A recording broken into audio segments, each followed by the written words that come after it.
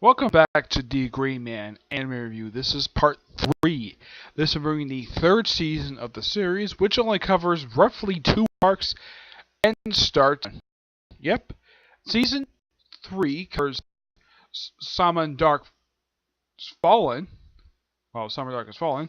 Yeah, that's covered in episodes 52 to 57, and the Edo and Asian branch arc, and of course, starting off the Noah's Ark. Yeah, it's really weird. Now, the thing with the Simone Dark Fallen arc, with this one is just the character Simone Dark, who actually made his debut in a filler episode. Yes, a character from filler episode, so he is canon. Yeah, the reason why it's called Fallen, because he become a fallen exorcist. Because his innocents have taken him over and basically made him into a weapon. The way this is done is that the Noah, who was also someone who hurt Alan later on, his name is Tiki. Yeah, he actually did this to him, and he kills hundreds of Akuma and pretty much destroys the entire village. It takes well, it takes Alan and Lena Lee to finally beat him, though Alan does finally put him down. And of course, Alan feels guilty about having caused the death of a fellow exorcist. But it does recover his innocence. That's what happened to his innocence. Never revealed because Tim Campy just swallows it and just flies away. Yes. And then, of course, after that, Tiki shows up, chops off Alan's arm, destroys his innocence, though part of it still inside his body, and then later on, the character Fu from the Asian branch finds him and takes him to the Asian branch. Fu is the guardian entity of the Asian branch. As for where this thing is, they don't technically reveal where it is. It's implied it's in China. Yes, it's heavily implied it's in China. While the whole Simone Dark thing is going on, they're also having to try to take a ship to Japan because that's what General Cross is. So basically, the group goes in the ship, and of course, the ship is owned by an old friend of General Cross's. Who's the daughter of an old, let's say, lover of his. Yes. It's unknown if this woman is actually General Cross's daughter. It's never revealed. It's implied, but it's never fully revealed. And of course, also during the Simone Dark Fallen arc, this has like almost like 2 or 3 different things going at the same time. Well, so it happens afterwards. Yeah, of course, the ship gets damaged, and at the end of this particular arc, Miranda makes a return for the first time since those 2 episodes in season 2. Yes, she returns as an exorcist, and by the way, she's become a lot more smoking hot. Though, one thing I do criticize the anime for is the fact that she has like almost no interaction with Aleister Crowley. I would have thought 2 characters who who basically were found in very similar circumstances and had similar upbringing and, well, have a similar story. I would have thought these 2 would hit it off, but nope. They barely interact. I mean, she interacts with Lonnie and Levy, and I don't think she speaks a word to Aleister Crowley. She does talk a little bit at the Bookman a lot of the time. Yep, so she fixes the ship thanks to her time record, which is made a piece of the grandfather clock that was her prized possession for the entire time. And she restores the ship, and then they take out the sea later on. And of course, Alan, taken to the Asian branch. Now, at this point, there's about like 3 different things going on at the same time for about the first half of this arc. Yes. Well, it's like this once they get out the sea, and this is also the first, and also during this particular arc, you also get a chance to see Lena Lee take a shower for the first time. One of 2 characters take a shower in this whole entire season.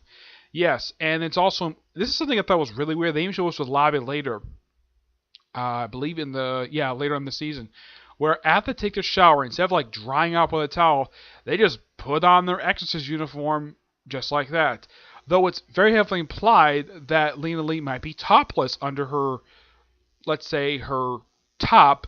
Though they do show later on she does have an actual garment that I would say sort of like an undershirt she wears underneath her exorcist outfit. Yes, though I think it's a little weird that she doesn't use a towel to dry herself off before she puts her outfit on. Of course, she also borrows some hair lockets, as they were, from the owner of the ship, which they mentioned that these hairpins actually used to belong to her mother, and of course Lena Lee does lose one of them. Yep.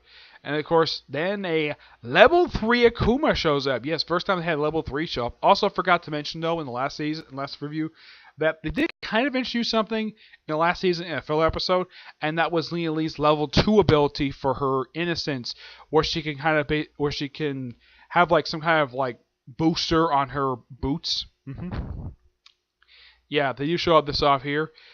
First, Levy is fighting the level 3 Akuma, and then Lena Lee takes this battle to the frickin' sky, though also Bookman also fights him as well. And then eventually Lena Lee fights him, and fights him for a good while. Eventually, he nearly burns her, but she survives, but also it burns off her hair, and she loses one of the hairpins. And see, the level 3 Akuma is finally destroyed after a long battle. Yes, a long battle. And while everybody else is fighting, a bunch of Akuma that basically are firing out of the frickin' sky like it's an aero bombardment. And here's the thing. The entire crew, with the exception of the Exorcist, the entire crew, with the exception of 3 people, all revealed to have died. Including 2 people they thought they didn't die, but nope, they actually did die. Because they were poisoned by the Akuma poison. Yep. This was revealed like right after they left the ship. Of course, Lena Lee was found when she was discovered by an Akuma who was a modified Akuma, they mentioned. Yeah, General Cross has this ability where he can modify Akuma, and it's later revealed that if this Akuma develops the ability, it gets this instinct to eat humans, it will self-destruct. And when this particular one, it's a female Akuma. When she finds Lena Lee is in his crystalline state for one of 2 times she does this whole season. Yeah, apparently her innocence activates on its own and protects its actual accumulator. Yep. And finally, they get back to the ship, and then later on, the ship decides to sink because Miranda is actually very exhausted. Yeah, it's also revealed she actually could stay awake for a good 10 days if she wanted to, but yeah. She was getting very tired. They wanted to let it go, so everybody got off the ship, and of course the female Akuma, of course, Lena Lee got out of the crystal. So I do speed right away, though everybody, exception of the owner of the ship and her, I would say her bodyguard, who she's apparently fell in love with, with the exception of those 2 and the rest of the crew. Yeah, the whole ship sinks, and the rest of the crew all die. Yep. And eventually get to Edo. When they get to Japan, it's revealed that this is particularly quite weird. Yeah, in the fictionalized version, what happened with Japan. Now, Japan was basically isolated for centuries. That is indeed true. Though they give a fictionalized explanation of what happened in this universe. That apparently the Earl is responsible for doing this, and apparently wiped out 90% of the population of Japan. So pretty much, Japan is almost an empty country. Yes, when they revealed that 90% of the population is all frickin' Akuma. And level 3s, mind you. And they also reference that apparently the Earl is the true Emperor of Japan. Yep. Oh, and the Earl? Guess what he does though? He frickin' destroys the city. But here's the thing. There's nobody living in this whole city. He pretty much destroyed a ghost town. No joke. He destroyed an entire frickin' ghost town with a black orb. Yeah, it was after a long battle. Yeah. But as for Alan, he basically gets his innocence back. Takes a while, and it's also due to him just focusing on Kuma while also having his friends. And eventually, finally gets his innocence back after a long time. Look enough the anime does not have, and even the manga does, where you get like back at once, like bam. It would have been too cliche if this was done right away. Look how this was done over the course of a period of time. It's like you can't exactly get this stuff done right away. And you do see glimpses of Alan's original arm, because the original arm was red, though they do show what happened with later. And after a long battle, and of course, they do some training. First, they try to have his arm form, and then fighting Fu for a while. It's not sure if Fu was actually created by the great-grandfather of the chief of Asian branch. His name is Bak. Yeah, his name is Bak. And His outfit is very similar to Kumi's, except that it's kind of like it's a shorter coat than Kumi's, but it's a very similar attire. Also, it's revealed this guy apparently is stalking Lena Lee. Yeah, he's stalking her with a bunch of pictures. Though, good thing he did not take pictures of her butt naked. That would have been kind of weird. Yep. Alan finds out about this, and it's revealed later on. He uses it as blackmail material when they had during the battle. He's like, if you don't let me go, I'll tell everybody about your secret pictures of Lena Lee. I thought that was so funny. The fact that he was stooped like this. Alan using blackmail because he knows about these pictures. And then everyone's like, yeah, and of course he's like, what would Lena Lee do? And her brother will be treating you a lot worse. That react to you a lot worse than Lena Lee will. Yeah, they even tease of him using his drill. He also used to repair Alan's arm when he first showed up at the Black Order back in episode 2. That he might actually torture Bach for stalking his sister. I thought this was so hilarious.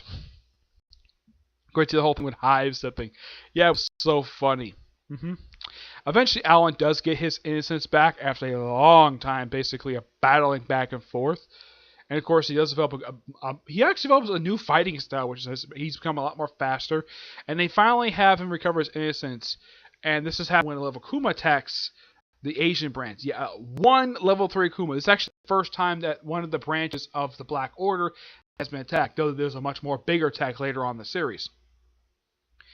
Yep, eventually Alan does destroy the thing, even after the thing also makes him almost disappear. Yep. And he eventually activates an innocence, and he has it's like two hands. Like his right arm is for protecting humans, and it's like a white glove. His left hand's kind of like his original arm, but it's more of a dark gray. Though they do show later it's actually black. And he actually defeats the Kuma and takes the Ark that he used, the Noah's Ark, one of the versions of it, and takes to Edo. Takes a few episodes, but he does eventually get there. Yep. Of course, as for the Team Cross in Japan, they fight the Kuma. Oh yeah, excuse me, the female Kuma, who they came to Japan with. Apparently, she has a human form. She's a smoking hot woman.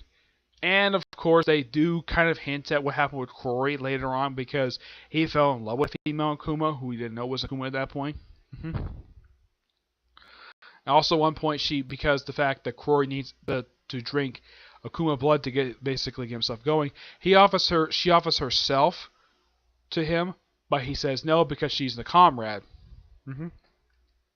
Yep. And eventually, after a little while, and of course, there's at one point where they have a good 1,000 Akuma form these two gigantic mecha-sized Akuma, and it takes a while to beat these things. Oh, and guess how these things are defeated? Well, General Trelawney, I think his name is, him and Kanda and Marion Noise, they show up in Japan. As for how they got there, my guess is they must have took a boat. But it's never shown exactly how they got there. They just, oh yeah, there they are, just show up at the end of an episode. And then they have Kanda and Mary just destroyed this giant Kuma, no problem, with Mary's string ability, and Kanda's using his sword. And then later on, of course, they show like 30 of these things. And then, of course, at one point, they had Lena go with Crystal ability again, and the Arrow's about to grab her, and then Alan shows up at the end of the penultimate episode of this arc. Yeah, nothing unusual. This is a cliche for even a lot of series. We hear shows up almost like very last minute, and he just grabs the Arrow. It's like, "Good evening, Earl."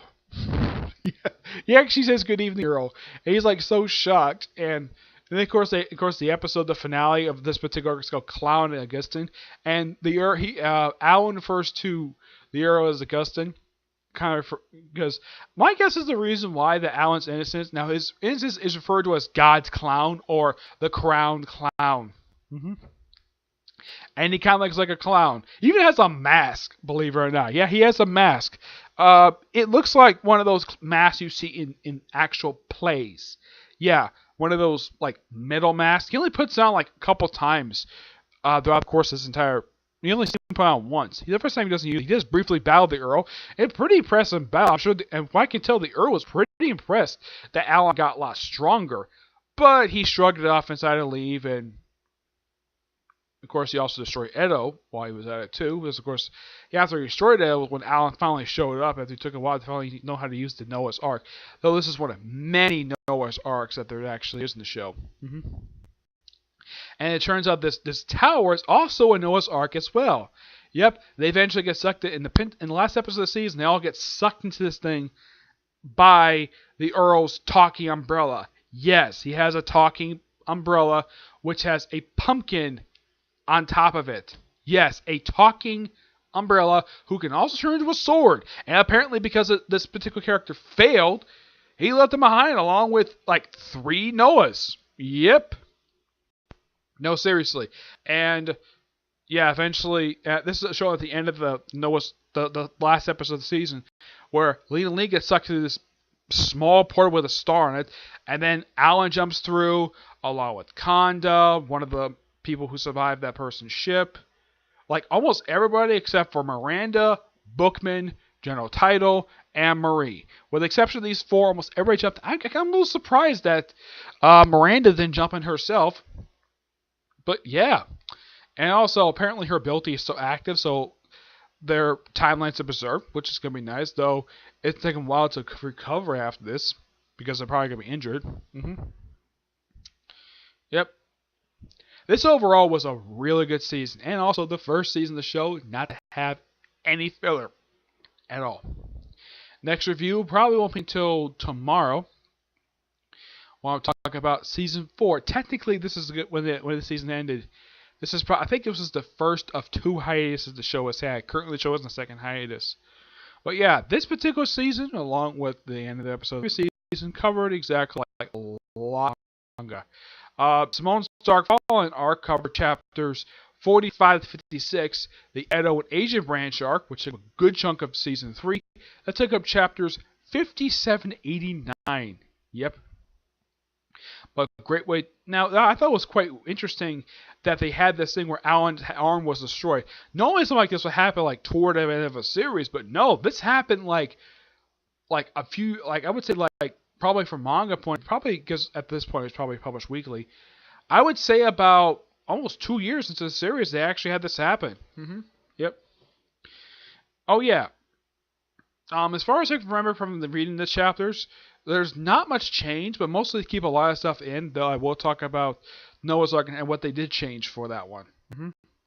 Though Lena Lee still looks smoking hot, even with the short hair. Though her brother reacts in his usual way how he reacts to anything involving Lena Lee, where he just overreacts. Not like angry, he's like very childish overreaction, okay? But that's it for this particular review, okay? Stay tuned tomorrow. We'll talk about the 4th season of the show, okay? Until we see you in the next review. Bye.